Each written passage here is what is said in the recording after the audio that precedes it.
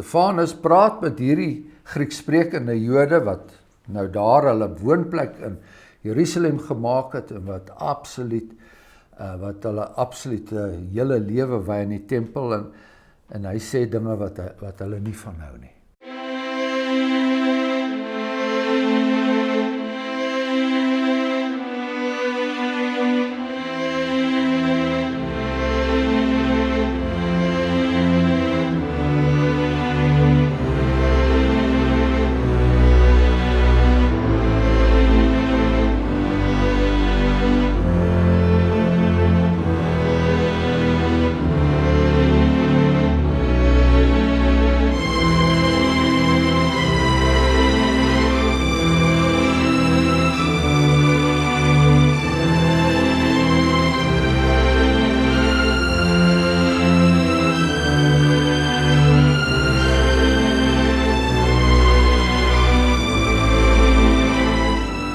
Ons gaan behandel vandag, ons begin daarmee, die boek Handelinge, daar vanaf die 6de hoofstuk in die 8ste vers.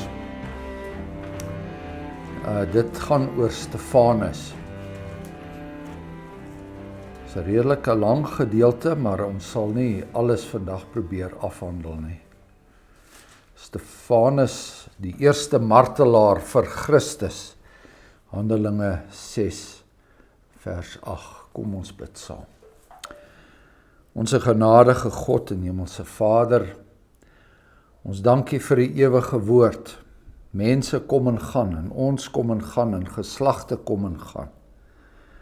Maar die ewige woord bly staan as 'n lig vir ons pad en 'n lamp vir ons voete, om ons te lei in hierdie donker, duistere wêreld, waar almal wandel in die verdwaasheid van hulle gemoed. Ons bid dat ons dan vir ons ook 'n lig sal opgaan vandag, dat hierdie woord nie vir ons te moeilik en te vermoeiend sal wees nie. Ons bid dat U ons in genade sal aansien, dat ons vir hierdie tyd wat ons hier by mekaar is, die dinge van die wêreld daar buite sal los. Ons bid Hemelse Vader dat U vir ons sal voorsien alles wat ons nodig het om te kan groei in die woord, ook die materiële dinge. Ons bid dat U hierdie aarde sal seën met reën. Al is hier soveel onregverdige mense op hierdie aarde, dat U hierdie skepping wat U daar gestel het, tog sal seën met reën. Dat daar vir ons verademing sal kom. Maak dit dan nou stil in ons midde, en dat U ons sal fokus vandag op dit wat werklik saak maak in die getuienis rondom ons Here Jesus Christus. Amen.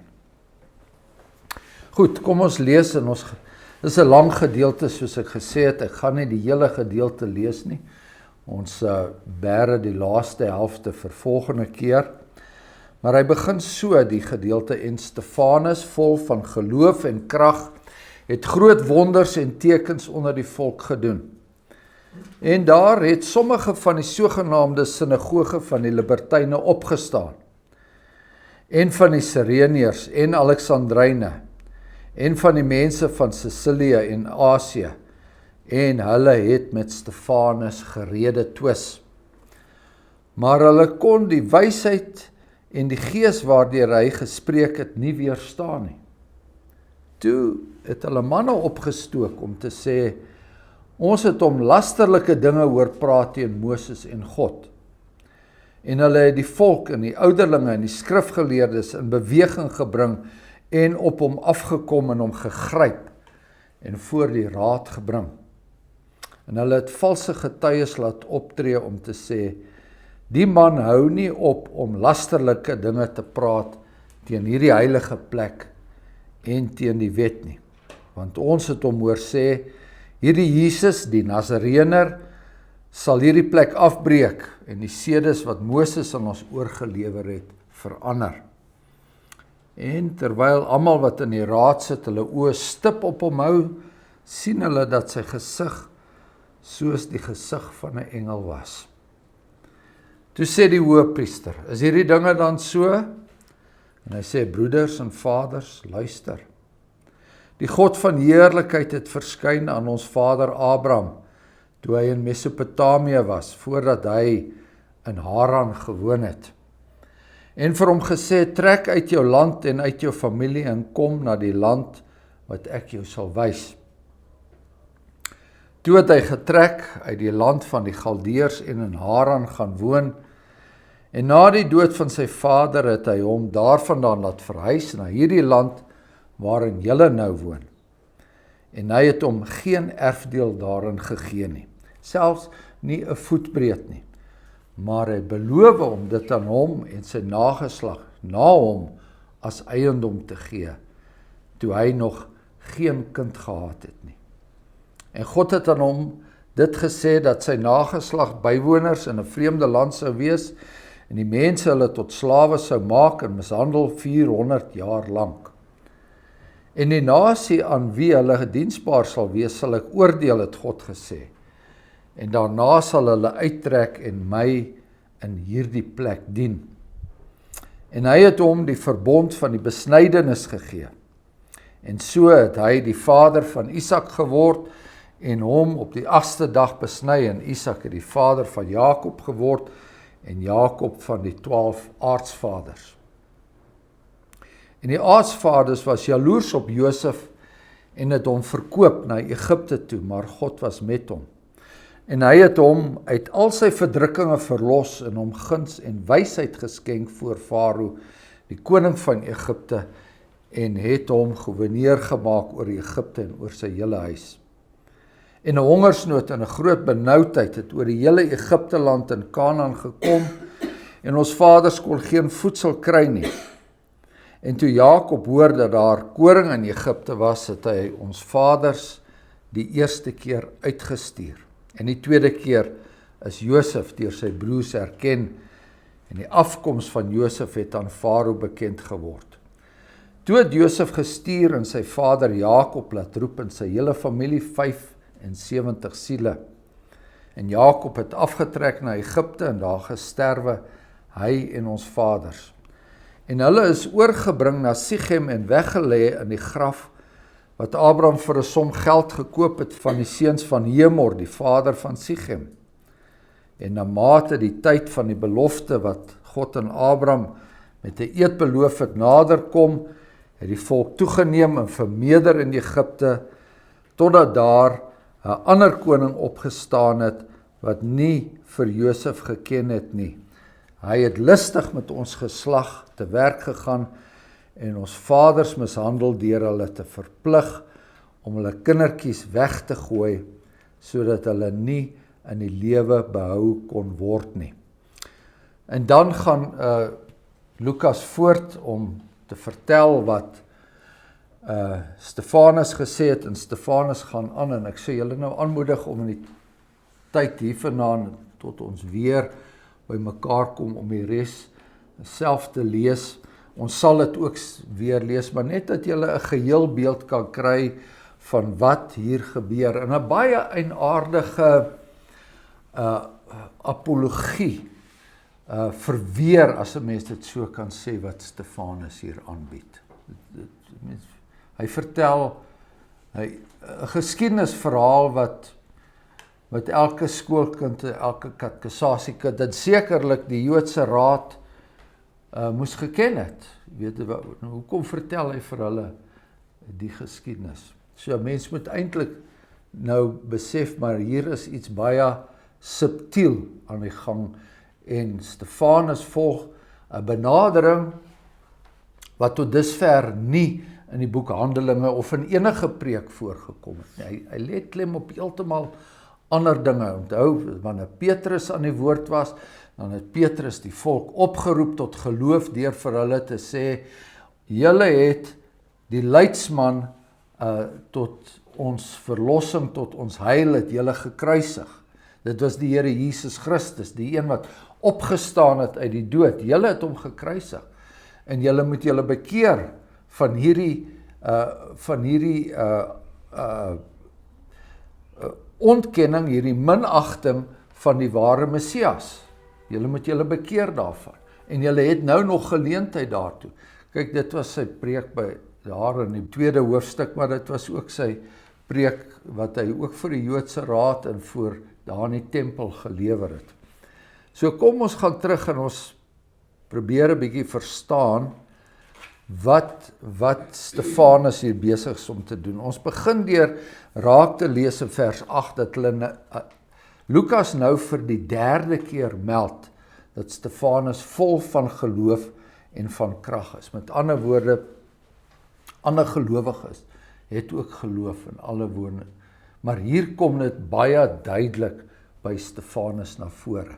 Ons het hom nou gesien in Handelinge 6, die eerste gedeelte, dat hy as een van die eerste diakens gekies was.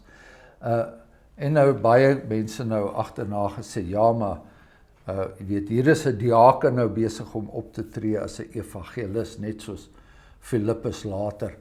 Maar dit sê nie dat iemand wat eers 'n diaken was, later 'n prediker of 'n leraar of wat ook al kan word nie. Die kerkgeskiedenis is vol daarvan. So dis nie eintlik 'n argument nie. Maar hy doen ook groot wonders en tekens onder die volk. En dis nou interessant om dit op te merk, want tot dusver was dit nog net die Here Jesus self en die apostels wat groot wonders en tekens gedoen het. So hier kom iemand wat nie 'n geroepe apostel is nie, en hy doen ook wonders en tekens. En vanselfsprekend trek dit die mense aan. Nou het ons verlede keer opgemerk dat Stefanus was Grieksprekend gewees. Ons het opgemerk dat daardie diakens was gekies uit Grieksprekendes en dat hulle vir die Grieksprekende weduwees sou sorg. So hy werk en hy evangeliseer onder die mense wat Grieksprekend is. Met ander woorde, dit is mense wat oorspronklik van die buiteland is, maar wat nou in Jerusalem woonagtig is, die Grieksprekendes. En hier word gepraat van die sinagoge van die Libertyne.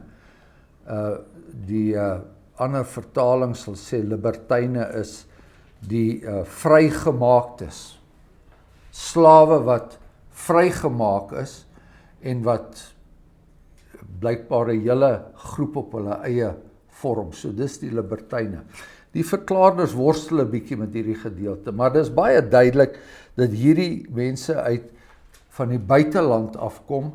Hulle is Sireneërs, hulle kom van Sirene, is daar in Noord-Afrika, Alexandryne, hulle kom daar van Alexandria af in die noorde van Egipte, van Sicilië, dit is daar na Antiochië se kant toe, en Asië, die apostel Paulus was self afkomstig uit Sicilië. So, maar dis Grieksprekendes.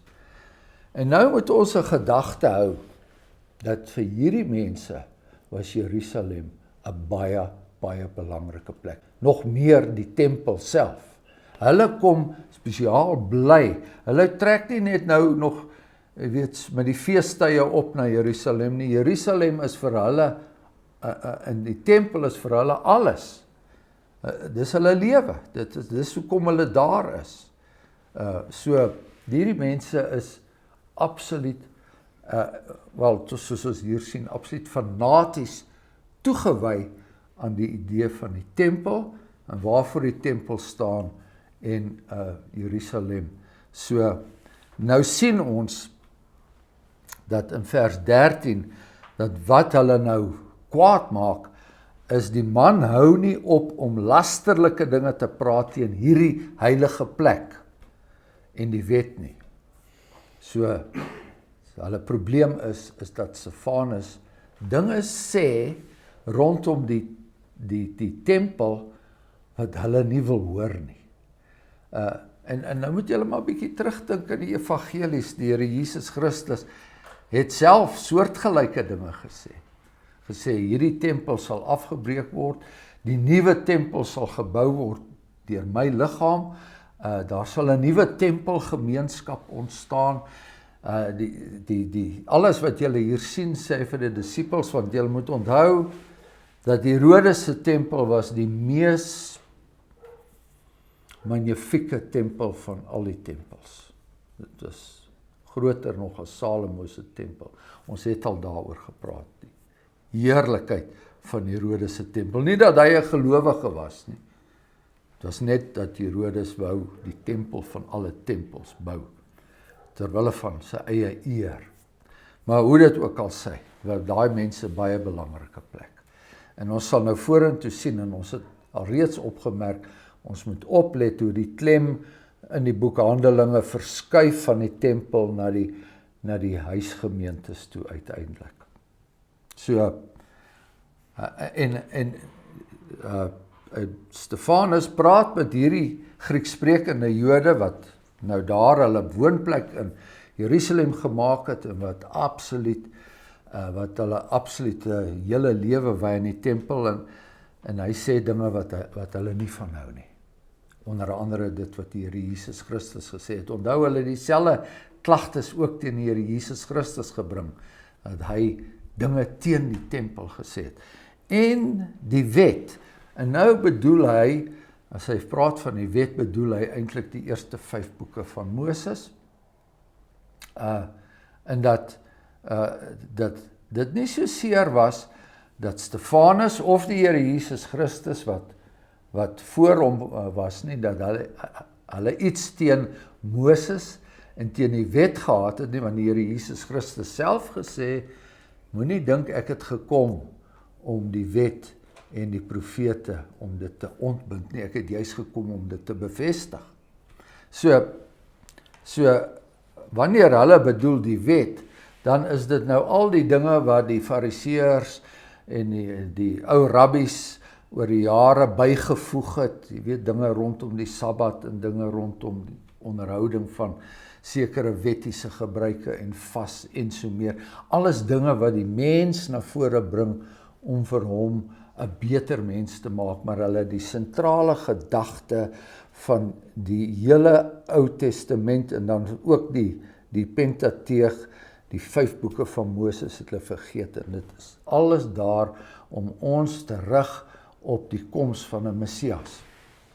So, hulle teen hierdie heilige plek in die wet gepraat.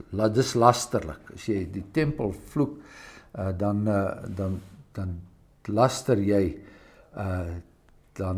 jy, of as jy teen die tempel praat, dan laster jy teen God self. So, in Levitikus 24 staan daar, en wie die naam van die Here laster, moet sekerlik gedood word. Die hele vergadering moet hom sekerlik stenig. Die vreemdeling net soos die kind van die land, as hy die naam laster, moet hy gedood word. Met ander woorde, hulle bring dit alles in verband met Gods lastering, ook teen die naam. Hulle wil hom dood hê. Nou moet ons onthou, nou bring hulle die volk, die ouderlinge, die skrifgeleerdes in beweging, en hulle kom op hom af, gryp hom, en bring hom voor die raad. Nou die raad. Die raad was die vorige keer, het hulle geweldige haat in hulle hart gekoester, teenoor hierdie getuies van die Nasareëner, die naam, daardie Jesus, wat hulle glad niks van wil weet nie, het hulle soveel haat in hulle gekoester. Hulle wou eintlik, as hulle enigstens in hulle mag was, wou hulle vir Jakobus, maar dan nou veral vir Johannes en vir Petrus, wou hulle die ergste moontlike straf gee.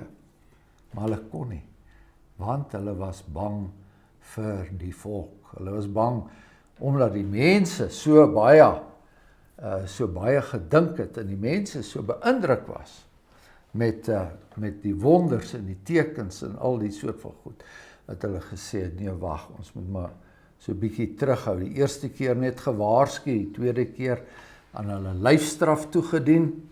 So, maar nou is die situasie anders, want dit is die volk en die ouderlinge. So, hulle nou al hulle broers, wat saam met hulle daar is, van hierdie, sê maar Grieksprekende Jode wat daar was, en wat so erg fanaties was oor die tempel en oor al die dinge, het hulle opgesweep. So dis nou inderwaarheid die volk self wat saam met hierdie mense voor die Joodse raad aankom, en mense kan nou dink in die Joodse raad in die agterkop is klaar. Nou is die wind waai nou na die regte kant toe. En hierdie mense wil hê dat hierdie Stefanus gestenig moet word. So ver gegaan dat hulle valse getuies teen hom laat optree. Nou sal ons sien hoe die parallel loop met Stefanus, dieselfde dinge wat met hom gebeur, wat ook uiteindelik met die Here Jesus self gebeur het. Dit is dat hulle valse getuies. Met ander woorde, dis nie dat daai getuies vals is in die sin dat hulle uit en uit leen nie. Hulle vat net 'n woordjie hier en 'n woordjie daar en hulle bied dit selektief aan. Soos ons vandag in die media ook valse getuies het. Valse getuies, nie soseer omdat die woord wat gepraat word, dat dit nie waar is nie, maar daar is soveel ander dinge uitgelaat, wat nie gesê word nie. En dan kry jy naderhand 'n hele wanbeeld. So word hierdie valse getuies. En dan hoor ons weer in vers 14 die bekende uitdrukking Jesus die Nasarener. Ons het nou reeds 'n hele paar keer daaroor gepraat. 'n Uitdrukking van minagting. Nasarener is nie 'n goeie verwysing nie. Die Nasarener en Jesus die Nasarener sal hierdie plek afbreek en die sedes wat aan ons oorgelewer het verander. Dis weer eens daai sedes wat oorgelewer is, maar dit is nie oorgelewer uit die Bybel, uit die Ou Testament uit nie. Dis dinge wat hulle self opgemaak het. En dan vers 15. Nou sit die raad daar en die oë is stip op hom en hulle sien dat sy gesig soos die gesig van 'n engel was. Dis vers 15. So dieselfde heerlikheid wat weerkaats word, wat Moses self weerkaats het toe hy in die teenwoordigheid van God was, wat 'n lig laat skyn, wat mense dit kan sien. Daardie selfde lig skyn nou uit Stefanus se gesig. In Moses se geval, soveel lig van God wat op hom geskyn het, dat hy sy eie gesig dit weerkaats het. Onthou wat gebeur het ook met op die berg van verheerliking, die Here Jesus saam met Moses en Elia in skitterwit daar gestaan. Hulle straal eenvoudig wit uit, lig uit, net soos die engele wat afgekom het, die twee manne in blink klere wat by die Jesus se graf gestaan het, daardie lig wat hulle weerkaats. Hulle was in die hemelse teenwoordigheid, God wat in ontoeganklike lig woon, maar as jy daarvandaan afkom, as jy daai lig op jou het, dan straal jy dit self uit. So, vir alle praktiese doeleindes is Stefanus nou alreeds ervaar hy die hemelse heerlikheid. Die lig skyn uit sy gesig uit, asof hy 'n engel was. So toe sê die hoëpriester, is die dinge so. En hier begin Lukas sy verduideliking van hoe kom hy by wat hy dink, en hy gaan nou hierdie lang geskiedenisles gee. En soos van die mense wat nou al baie snedige kommentaar hieroor gelewer het, sê, jy weet, wat vertel Stefanus nou? Dit is nou dinge wat baie algemeen bekend is. Net 'n nota ook, hoe het Lukas, onthou Lukas het ons in die begin gehoor, was die een wat noukeurig opgeteken het, dit wat hy self ervaar het, van Handelinge 16 af, maar hy het ook getuies ingewin van ooggetuies. Dis nie op hoorsê nie, hy het met mense gepraat wat hierdie dinge self beleef het. Nou hoe het Lukas geweet wat hier gesê is, waar Stefanus voor die Joodse raad staan? Ek wil net, dit word nie so enigstens uitdruklik gestel nie, maar aan die einde van hierdie gebeure gaan ons nou sien hoe Stefanus gestenig word en dat daar een van die teenwoordiges daar was, by wie hulle die klere aan die voete van gelê het, en dit was die apostel Paulus. So die apostel Paulus was baie waarskynlik hier teenwoordig, en het al hierdie woorde gehoor, en dit dan so agterna aan Lukas oorgedra wat dit neergeskryf het. So dis die eerste ding wat ek wil noem, hoe dinge nou uiteindelik uitgewerk het.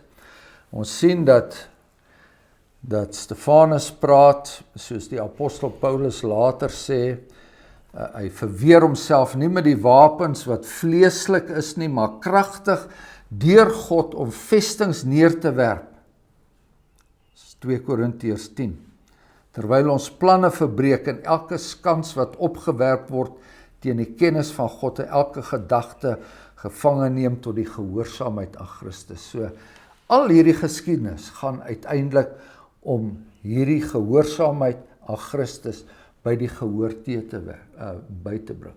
En alhoewel dit nie suksesvol was in menslike terme nie, sal dit altyd opgeteken wees, en dit is opgeteken vir ons, maar ook vir daardie geslag wat in daardie tyd hierdie woorde gehoor het, en wie weet wie almal tot bekering was. So, die dinge waarop Stefanus klem lê, en 'n mens moet eintlik, soos ek sê, 'n paar keer hierdeur lees, is die volgende, en dit is dat God nie gebind is tot enige spesifieke plek nie. Dis die boodskap wat hy hier oordra. Abraham se geskiedenis, Josef se geskiedenis, God is nie gebind tot enige spesifieke plek nie. Mens kan dit nou net, en ek's bang ek vergeet het om 'n volgende keer te noem, as jy neem die koning Salomo se gebed by die inwyding van die tempel in 1 Konings 8, dan begin Salomo sy gebed hier te sê, Here, ons weet, hierdie tempel kan jou nie bevat nie. Jy is baie groter as dit. Jou heerlikheid strek oor die hele aarde. So, God se heerlikheid strek oor die hele aarde. Hy kan nie beperk word tot hierdie plek nie. So, God het aan Abraham verskyn toe hy in Mesopotamië was. In Mesopotamië, land van die Galdeërs, daar waar Babylon is, net afgode, die van die Galdeërs, net afgode, en Abraham was self 'n afgodsdienaar, en die Here het aan hom verskyn, daarso. En die Here het hom daarvandaan verlys na hierdie land, maar hy het geen erfdeel in hierdie land gehad nie. En oral waar Abraham op pad was, dit noem Stefanus nou nie, daar het Abraham altare opgerig, en daar het hy God gedien, en God het aan hom verskyn, en God het aan hom beloftes gemaak, en so meer. Dat hy onder andere daai land as eiendoms sou hê, en dit sou sy erfdeel wees, hy het nie 'n kind gehad nie, hulle was bywoners in 'n vreemde land, en so meer, en toe het hulle na hierdie plek toe gekom. So dis die eerste belangrike beginsel wat ons moet lees, dat God was met Abraham, was met Josef daar in Egipte ook. So Egipte is ook nie buite bereik van God se genade nie. Ek gaan nou eers hier stop, en ek het daai teken nou ontvang, dat ek moet nou stop. So, maar ek dink julle kan sien waarna toe dit gaan.